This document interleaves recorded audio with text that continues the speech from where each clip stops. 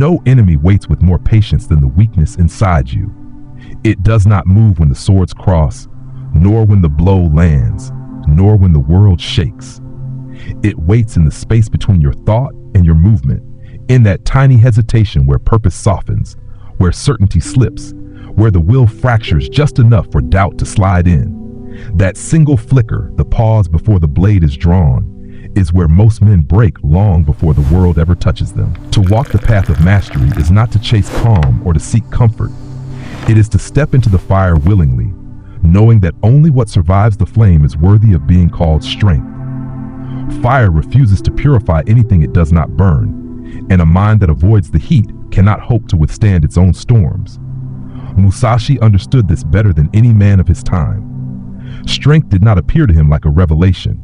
He shaped it, carved it, built it through days of solitude, hours of silence, and endless practice, ink in one hand, blade in the other, cut after cut, stroke after stroke, repetition after repetition, until nothing separated the man from the weapon. His will became the edge. His clarity became the strike. In the Hyoho Sanjugo Kochajo, he wrote, "Think lightly of yourself and deeply of the world." The self, he knew, is filled with noise, always grasping for ease, approval, escape. But the world does not bend. The river does not adjust its flow because you hesitate. The mountain does not shrink because you feel afraid. Nature is honest in a way humans rarely are. It does not pause for your excuses. It demands that you rise to meet it, or be buried and forgotten beneath it. What follows is not encouragement, it is confrontation. A mirror held to every man who claims he wants clarity, focus, strength, discipline, yet still lives as a slave to mood, convenience, craving, delay. You do not need more motivation, you need weapons. 10 disciplines that cut through your softness like steel through fog. 10 disciplines not chosen when they feel convenient, but honored even when they feel unbearable. These are not habits, they are blades. Discipline 1, rise without negotiation. Do not ask the body if it feels awake. Do not ask the mind if it feels inspired. Do not ask emotion for permission.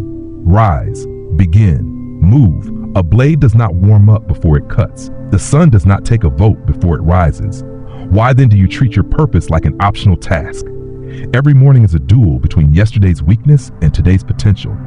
Win that first moment and the day shifts. Lose it and the day crumbles, slow and silent. Rise without delay, without softness, without debate. In that rising, remind your mind, I command, you obey. Discipline 2, do what must be done without emotion. Action does not need feeling. Feeling is a luxury. Action is law. Emotions swirl like storms, loud, shifting, temporary. They move, but they do not guide. If your hands obey your emotions, then you are not a warrior. You are a servant to your own chaos. Musashi faced men whose fury made them wild. Their anger sharpened their swings, but dulled their judgment. He did not win by swinging hardest. He won by refusing to let emotion cloud precision. The warrior feels, but does not follow feeling. He acknowledges the storm within, but he moves through it, not from it. Victory is not emotional. Victory is deliberate. Discipline 3, train when you do not want to. Not occasionally, not when it's easy, always. Especially when the mind begs for escape, especially when the body aches, especially when excuses whisper their soft lies. Anyone can train when inspired. Inspiration means nothing. Strength is built in the invisible repetitions, the cold mornings, the late nights, the lonely hours when no one is watching, when no one is cheering, when no one will ever know what you endured. Musashi slept in caves. He practiced in storms. He swung wooden blades until his hands bled. No audience, no applause, no comfort. Only the quiet truth that the path is made by those who walk it when no one sees. Discipline is not about ideal conditions. If it rains, train. If you're tired, train. If yesterday buried you, train. Your worth is not measured by how you act when you feel good. It is measured by what you do when your spirit is cracked, when your mind is scattered, when your strength is low. That is the real battlefield. When the body pleads for rest, that is when the session begins. When the heart trembles, that is when courage starts. When thoughts scream for escape, that is when focus becomes real discipline. Do not wait for alignment. Create it. Action brings clarity. Movement brings strength. Sweat brings identity. You build the mind you will need tomorrow by refusing to bow today. Look at the bamboo. It bends in storms because it spent years growing straight in silence. It did not reach upward in comfort.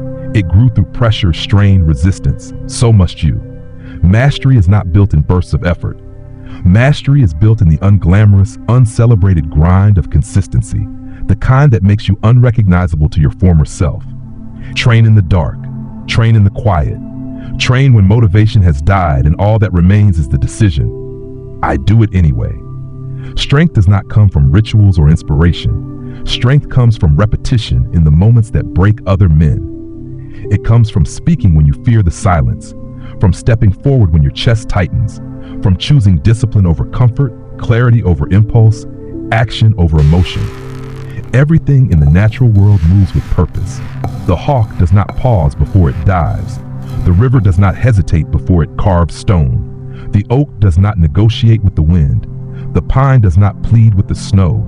They act according to their nature. You must become the same. A man who waits for permission will always be ruled.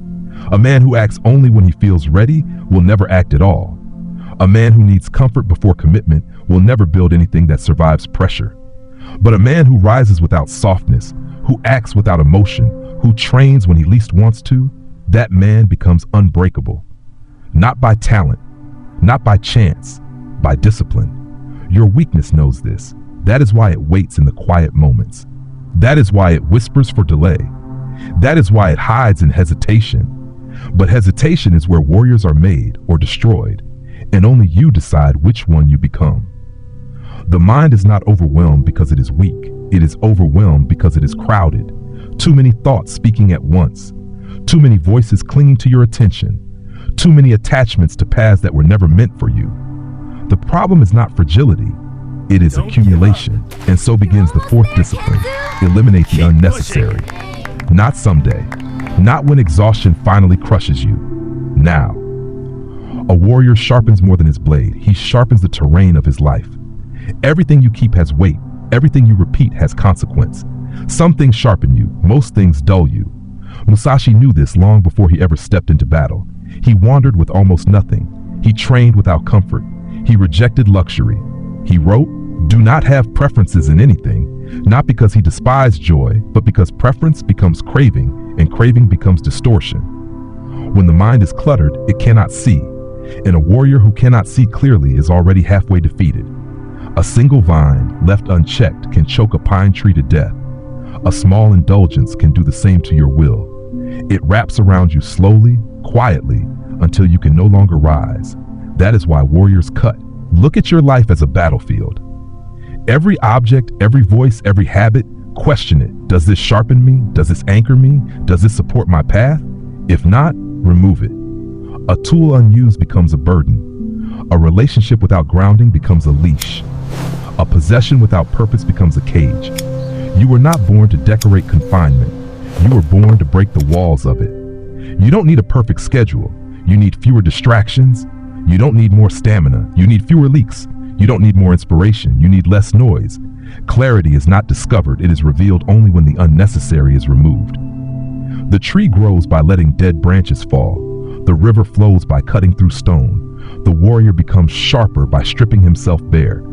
Cut the excess. Cut the indulgence. Cut the noise. Cut the just in case. Fear will appear. Fear of losing comfort. Fear of losing identity. Fear of becoming invisible without the objects you hide behind. But silence is not emptiness. Silence is space. And space is where discipline breathes. You do not become more by adding more. You become more by requiring less.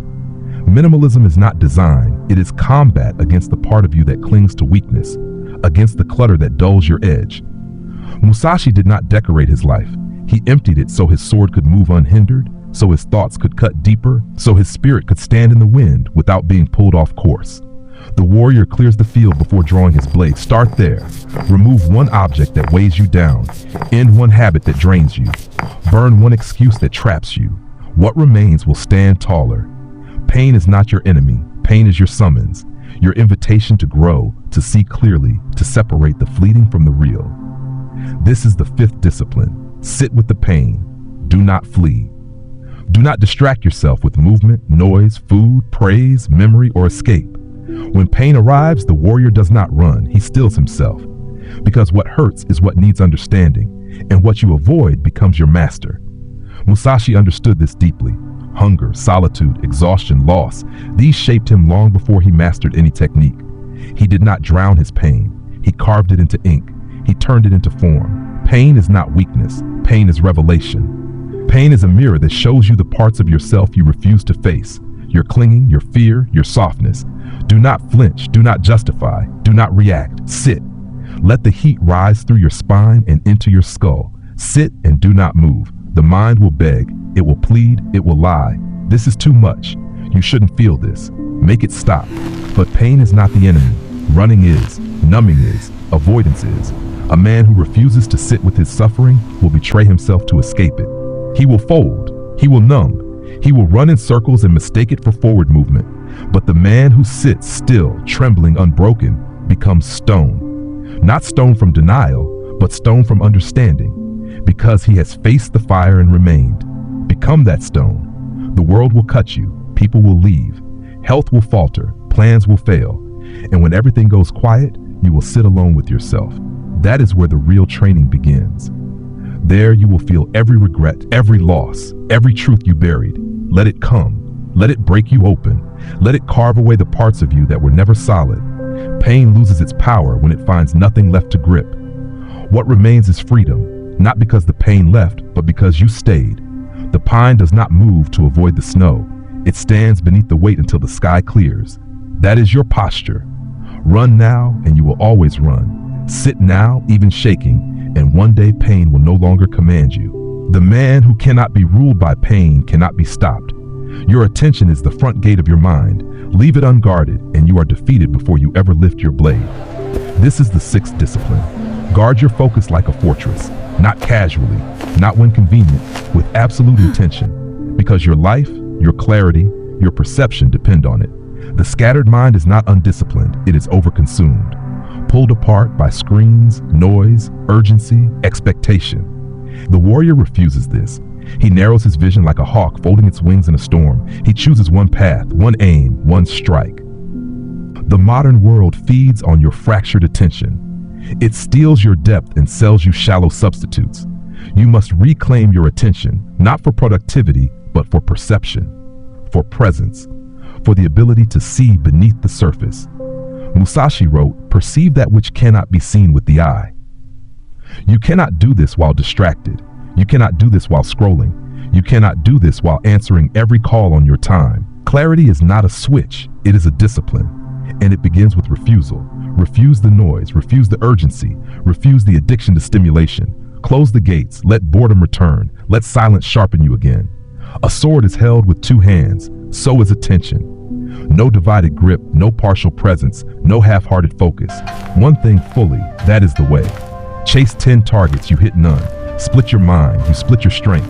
The pine grows tall because it reaches toward one sun. The river carves stone because it follows one path. So must you. Remove noise daily. Wake without your phone. Train without music. Sit in silence. Let the mind relearn stillness the way a blade relearns the stone. Each time you guard your attention, your walls grow stronger. Behind those walls, your power returns, not because you are doing more, but because you are leaking less. No enemy can conquer a man whose focus is impenetrable. The warrior decides what enters his mind. He filters every input like a master swordsman reading an opponent's stance. Because what enters your mind becomes what shapes your life. Guard it like the last fortress of your spirit. Let the noise burn outside the walls. The hunger to be seen is the enemy of inner strength. As long as you depend on applause, you are owned by those who choose to give it. This is the seventh discipline. Live without needing approval. Not because validation is wicked, but because it is fragile. And a warrior cannot build his foundation on anything that shatters the moment silence falls. You train in darkness so that when the light finally touches you, you no longer crave it. You must learn to act without an audience, to choose truth without witnesses, to do what is right even if no one ever knows your name. Musashi walked alone, not out of bitterness, not for spectacle, but because he refused to bend his path simply to walk beside those who did not understand its direction. The applause of the crowd is a golden leash. It glitters, but it tightens. You think you are being admired, but slowly you are being trained.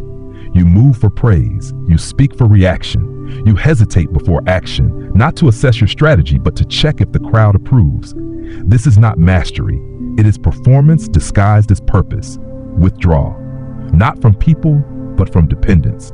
Withdraw from the hunger to be liked. Withdraw from the grip of attention. Withdraw from the need to be understood. True discipline is invisible. It does not announce itself. It does not shine for the world to see. It sharpens silently. There is power in the unseen, in the man who does not post, the man who does not justify himself, the man who works because the work is required by the path, not rewarded by the world. Become like the stone beneath the shrine on the mountain, unnoticed, uncelebrated, but carrying centuries without complaint. There is no sign carved upon it, no spotlight shining on it, yet everything rests on its stability. Ask yourself, would you train if no one noticed? Would you speak truth if no one agreed? Would you walk the path if no one thanked you? If your answer is no, then you are still chained. Cut the chain. Let the world applaud what it wishes. Let others live for the stage.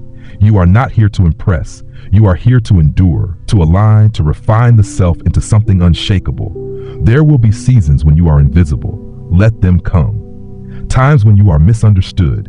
Say nothing. Moments when your only reward is silence. Bow to them. The one who needs no applause cannot be broken by its absence. This is not withdrawal from life. It is withdrawal from need. In that space, power returns. The blade does not care who watches. It only cares about cutting cleanly, and so must you. Discipline is not a mask you put on during combat and remove at dinner. It is the fabric of how you live. This leads to the 8th discipline: eat, speak, and rest with control. A man who sharpens his sword yet lets his tongue swing wildly is not disciplined, he is decorated. A man who trains hard but eats like a slave to craving does not own himself. He borrows strength, then wastes it through his impulses. Discipline is not something you do. It is something you are. It shows itself in the quiet, invisible corners of your day. Eat what fuels you, not what soothes you. Eat what is needed, not what is wanted. Musashi lived this truth. Simple meals, small portions, no indulgence, because every indulgence takes a little from clarity, and clarity is everything. He did not fight only with the sword. He fought with restraint, with stillness, with silence. You must do the same. Before each meal, ask, does this serve the path or does this serve escape? Before each word, ask, does this carve truth or does this waste breath? Words are blades, use them with intention. Do not speak to impress. Do not speak to fill silence. Speak only to sharpen, to clarify, to realign. Even in rest, the warrior remains sovereign. He does not collapse into sleep like one fleeing the battlefield. He enters rest the same way he enters training, with presence and clarity. Do not chase late-night stimulation. Do not fall asleep with noise filling your mind. Do not rise in chaos. Rest is not surrender, it is reinforcement. Guard it like you guard your discipline. Discipline is total. It threads through every action. You can see a man's character not in how he performs under pressure, but in how he eats, how he speaks, how he sleeps. Be sharp at the table. Be measured with your voice. Be deliberate in your rest. Master these, and every other discipline becomes lighter, because mastery is not about controlling everything. It is about mastering the rhythm of your days. A pine tree does not point in every direction. Its needles reach upward always, through wind, through snow, through storms. Let that be your posture, consistent, grounded, disciplined at the level no one else sees. People will eventually ask, how do you stay so focused, so present, so unmoved? They expect the answer be found in your sword. It will be found in the way you live when nothing is happening. This brings you to the 9th discipline. Accept death daily. Not with fear, not with obsession, with clarity. A warrior walks with death at his side. He trains with it in his shadow. He moves with it behind his left shoulder, not as a curse, but as truth. Musashi wrote, think of death in the morning and evening. He did not write this to make men tremble. He wrote it to free them. When death becomes familiar, you stop bargaining with time. You stop delaying your life. You stop waiting for the perfect moment that never comes. Most men live as though they will live forever, so they delay their greatness. They avoid confrontation. They keep their swords sheathed, waiting for a sign. But death itself is the sign. It reminds you that every sunrise is borrowed, every breath is on loan, every moment is a test. Will you use it or waste it? You were promised nothing, not tomorrow, not comfort, not certainty, not applause. You were promised one thing: you will die. The question is whether you will meet that moment with regret in your chest or steel in your spine. Death sharpens life. It dissolves ego. It strips you of the illusion that time is guaranteed. Accept it, not as a mood, but as a physical truth. Feel it in your breath. Feel it in the ticking minutes. Feel it in the moments you waste scrolling past the life you were meant to live. Then act, not in panic, but in presence. Not in chaos, but in force. The man who accepts death moves with a freedom others cannot understand. He is not afraid to be alone. He is not afraid to be disliked. He is not afraid to cut ties that poison him. He is not afraid to walk straight into the fire because he knows the truth. If this is my last step, let it be the right one. The sakura blossoms only once each year. It does not cling to the branch. It does not resist the wind. It blooms with full force, then falls without regret. That is the example. That is the posture. That is the way you must live, brief, full, and without resistance. Do not waste your days attempting to outrun what has never been outrunnable. Instead, turn toward it with the steadiness of a man who has stopped negotiating with fear. Bow to it in acknowledgement rather than surrender, and allow yourself to train under its watchful presence so that when the final moment arrives, you will not flinch nor scramble nor reach for one more breath, but will simply inhale, exhale, and let go with the calm acceptance that only a man who has already embraced death can possess. For the one who accepts death has emptied himself of fear and therefore stands beyond loss. There will come days when every voice inside you urges you to stop, not because you are weak, but because the fire of transformation burns relentlessly, because the weight of the path grows heavier than expected, and because the old version of yourself cries out desperately to be spared from extinction. And it is in these moments that the 10th discipline reveals itself. To hold the line no matter what, not only when the path is clear or when encouragement surrounds you, not only when conditions are favorable or when others are watching, but to hold it in the unseen, in the doubt, in the quiet corners where no praise will ever find you. Because the truth of what you are is revealed only when the cost is highest. Discipline is not formed by staying inspired. It is formed by remaining unmoved when the wind shifts, formed by refusing to bend when the pull of comfort becomes almost irresistible. Musashi held the line. Whether outnumbered, whether facing steel with wood, whether hunger gnawed at him or loneliness pressed into the spaces between his ribs, he did not yield. He did not step back. He did not look for softness. He either advanced or he held still, but he never retreated. The world will test you ruthlessly. Storms will rise to blind your vision. People will fail you at the moments you need them most, and your own mind will turn traitor in the darkest hours.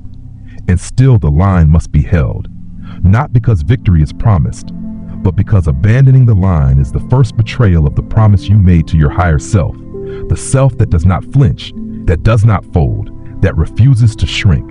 And every time you compromise that vow, every time you allow yourself to slip backward, you weaken the thread that binds you to that future version of yourself. So hold the line when you feel unseen, when fatigue weighs down your bones, when despair whispers its soft invitations. Hold it the way the pine tree remains rooted through wind and snow, not reconsidering its purpose each morning, but simply being what it is meant to be.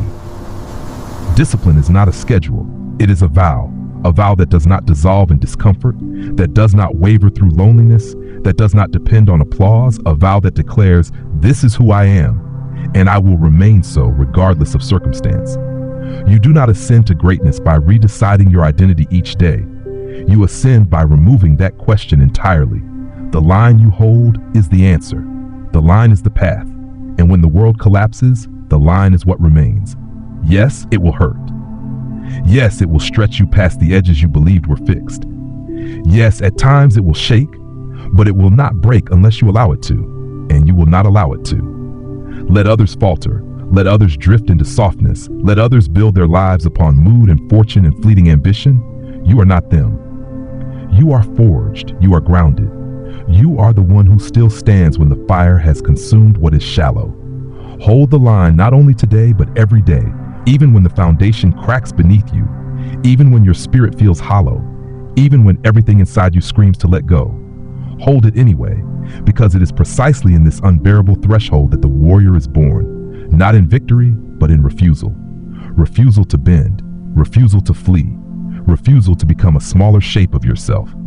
After the fire, after the hunger, after the silence, after the betrayals that left no scar visible but every scar felt, after the mornings where rising felt like death, one question will remain. Did you stay standing when everything urged you to collapse? This path is not about perfection, not about flawless triumph, not about being untouched by struggle. It is about one enduring truth. Did you remain? What remains after the 10 disciplines is the man who does not break. Not because he possessed the greatest strength, but because he was the one who simply refused to stop. Musashi remained through 40 duels, through exile, through hunger, through solitude, through the crumbling of reputation and the erosion of titles, through the circling presence of death, not once, but throughout the entire length of his days. He remained because mastery is more than talent. Mastery is presence. Presence in the storm, in the hunger, in the darkness, in the silence. Presence when the crowd is screaming, and presence when the world has gone still.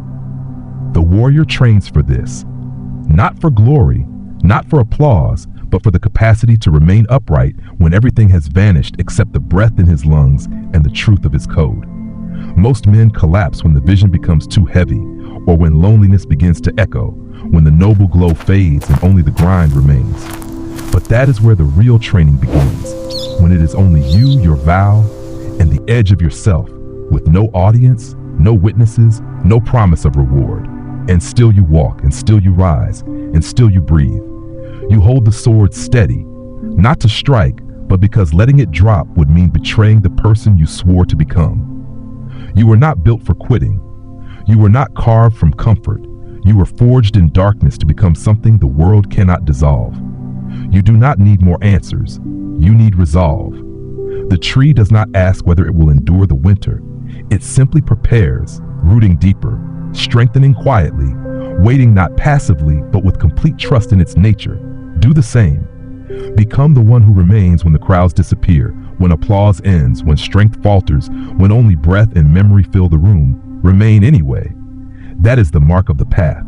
Not the sword, not the victory, not the praise, but the simple truth. He remained.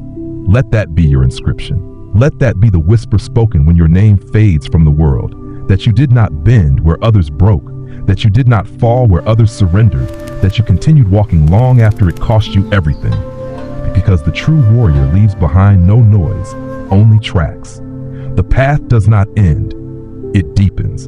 And now, after every vow and every burn and every silence and every refusal to bow, you stand at the threshold where most men never arrive, the edge of who you once were and the beginning of who you must become. And this is not an ending. This is ignition. And if you've walked with me through this entire journey of discipline, fire, and the forging of the self, then let this final breath carry a simple truth. The path is long, the storms are many, but the one who remains calm, clear, committed, becomes the kind of person no world can break. If this message stayed with you, if it strengthened you even slightly, then continue walking with us on Book Sounds Better You, where every chapter is built to sharpen the mind and steady the spirit.